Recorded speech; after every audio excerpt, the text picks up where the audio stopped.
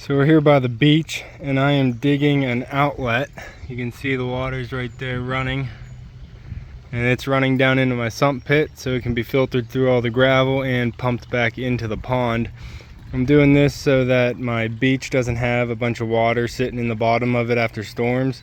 I thought it might drain, but it's not draining fast enough, so I'm digging out a little outlet here so it can meet my gravel pit that I have the sump in. And I just have to clean it up now with a shovel, and then I'm going to wrap it back up with fabric, and we'll be good.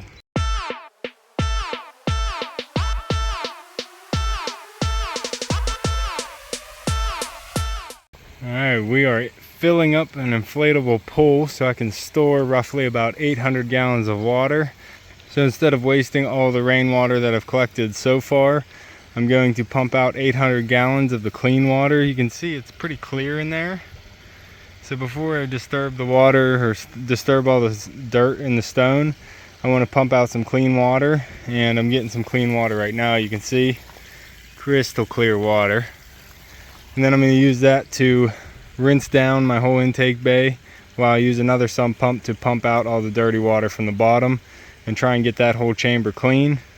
And then I can move on to pumping out the main basin and rinsing it down as I go. I'm going to use a lot of water to clean out this main basin, so I want to save as much as I can. And I'm going to utilize this kid inflatable pool because it'll hold about 800 gallons, and that'll get me pretty far in the cleaning process. I created a DIY biofalls, and I've been running the pond just on that for a while now, maybe a few days, up to a week. And you can see how nice and clear my water is. Now all the dirt just settled down to the bottom. Once you get in there, you'll stir it all up and cloud the water. But for just having the waterfall on, the water is getting really clear. It's skimming over into the intake bay right now because the water is not high enough to actually be an intake bay. So right now it's actually a negative edge, pulling everything off the top of the water. And it's looking pretty good in there. Up. It's looking pretty good. And I'm getting the pond all the way pumped out. Starting to get this thing cleared up. We just got the last bit in the bottom here that's all dirty, and I'm working on getting it pumped back in. I have some water stored up in that kiddie pool, and I'm getting it pumped in so we can rinse it all out and try and get everything nice and clean. Trying to use as much water as I had stored in here from the rain. Using a little bit of the garden hose to try and keep things moving. But yeah, we're going to be empty here soon and all cleaned up, ready for the final. Alright, it is time to set my big destination stone. Got a nice 78-inch stone here, about 3 feet, almost 4 feet wide. We're going to be setting here and trying to cantilever over this stone here. So I'll be able to hang my feet over into the water, and the fish will be able to swim underneath the edge. Really immerse yourself into the pond. Got it all set up. Hopefully I did my math right and measured correctly, and the stone will set right in place and hang over without tipping into the water. But we're going to see here in a minute when me and my dad get this stone set.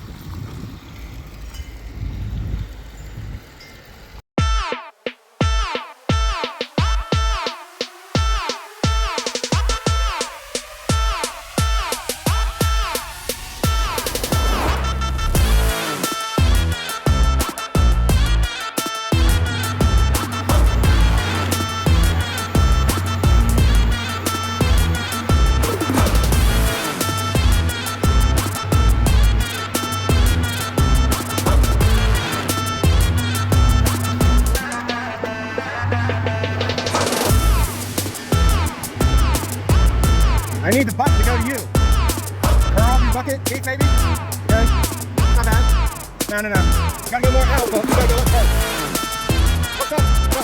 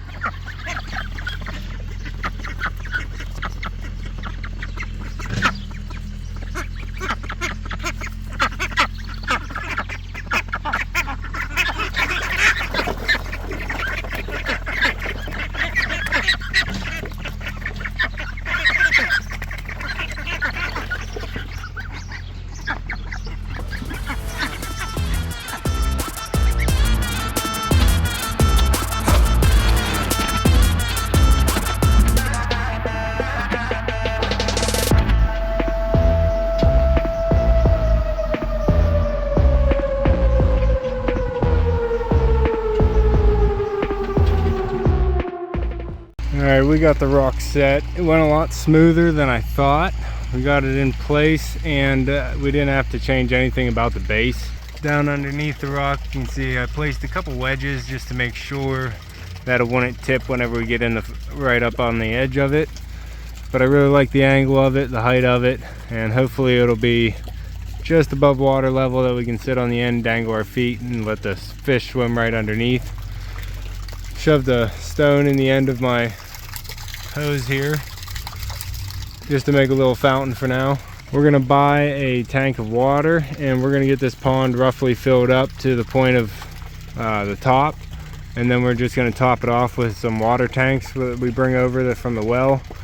So we'll get this pond filled up as soon as we can, and then you can see I still have some pipe work to do, some electric work to do with the lighting. So we're getting closer to finish, but we're nowhere near done.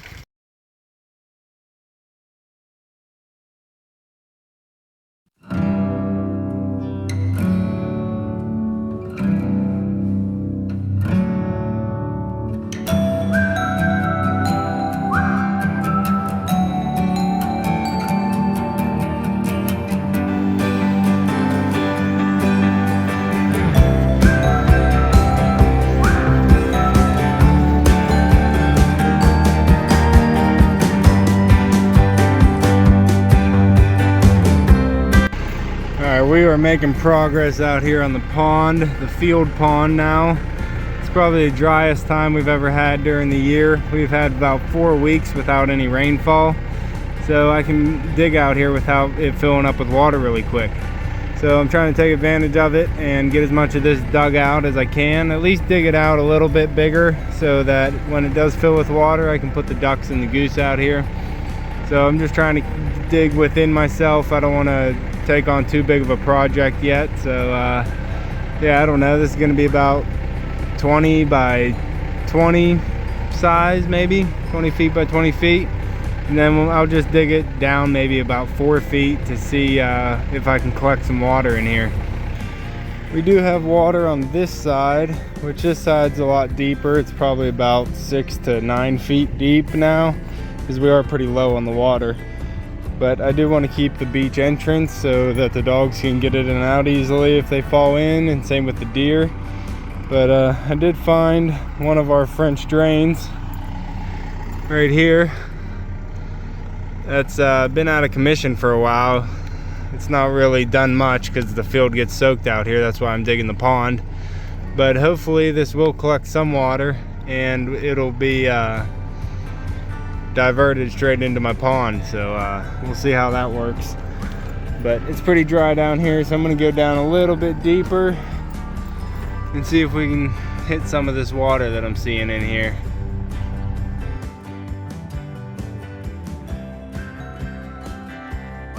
So you know how when it's dry and you dig a hole, you dig down, you hit water. That's not the case here. You chilling, pup? You just chilling on the side. Well, we dug this hole, decent sized hole, and then I dug the center down real deep. You can see we have water right here, and then on the other side I'm definitely lower than that water line, but I got no water in here. It's mucky, it's a little wet and mucky, but still dry all the way to the bottom. So hopefully this thing's gonna fill up.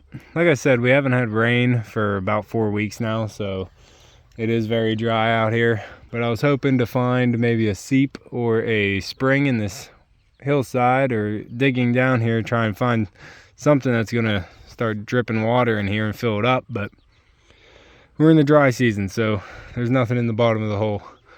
I ramped it out so the dogs don't get stuck in here if it does fill up, but for right now, we just have a big empty hole here, puppy.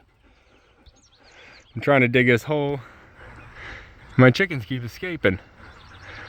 I didn't clip our wings, so my chickens keep running out. I gotta get them back in. What is going on here? We got a bunch of chickens escaping.